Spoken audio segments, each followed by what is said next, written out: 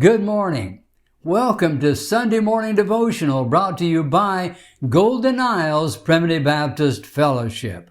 I'm Vernon Eckleberry, and momentarily I'll bring you a lesson entitled When Jesus is in the House. But first, here's the Primitive Baptist Music Workshop Choir ladies singing a hymn that will hopefully bring you and me into a worshipful spirit to begin this Lord's Day.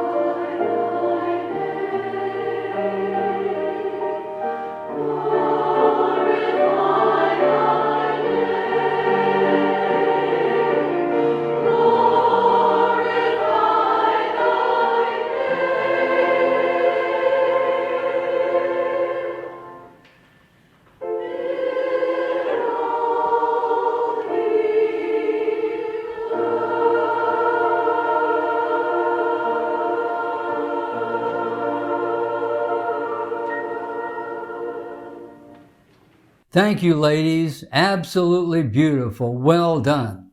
When Jesus is in the house. I'm going to read a scripture found in the 2nd chapter of Mark, verse 1.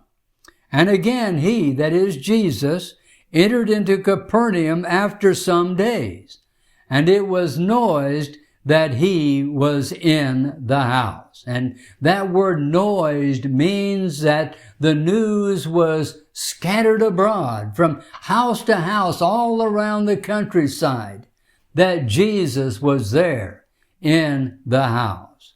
When Jesus was in a house, it was instantly transformed into a house of God.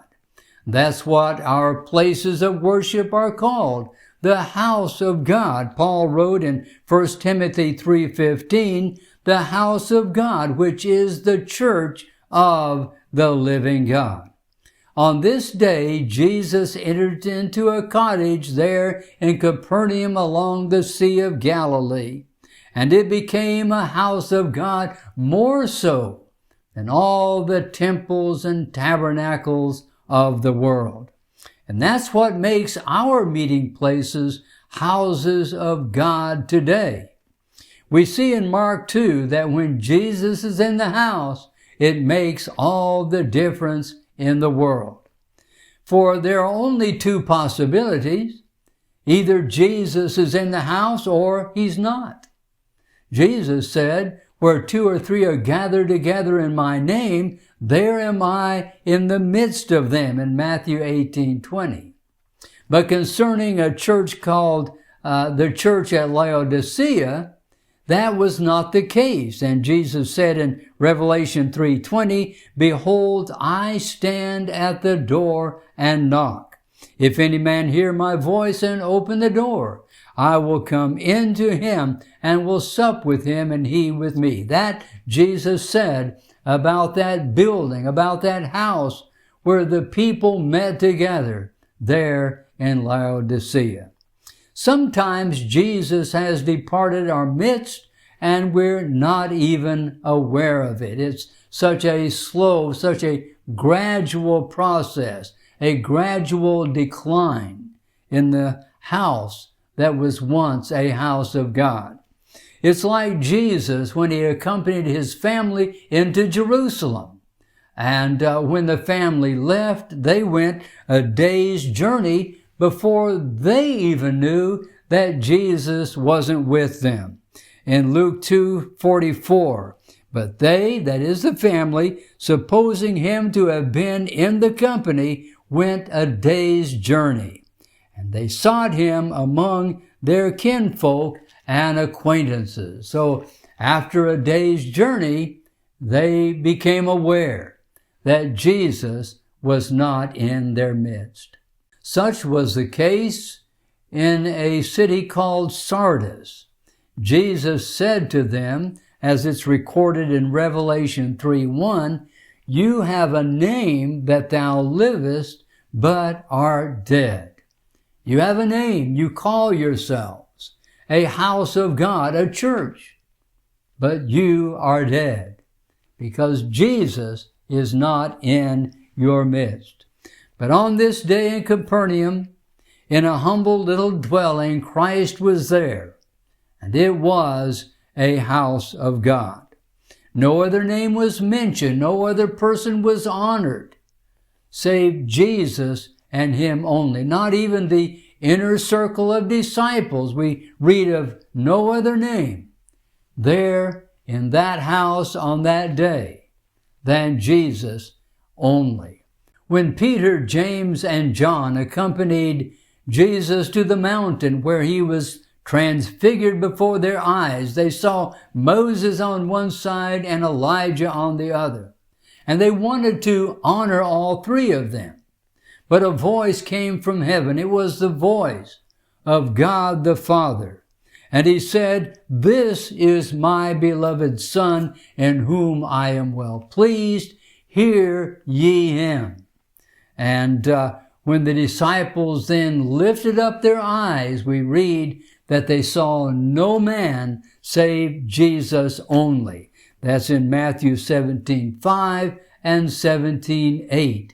Worship is only worship, and a house is only a church when Jesus is in the house.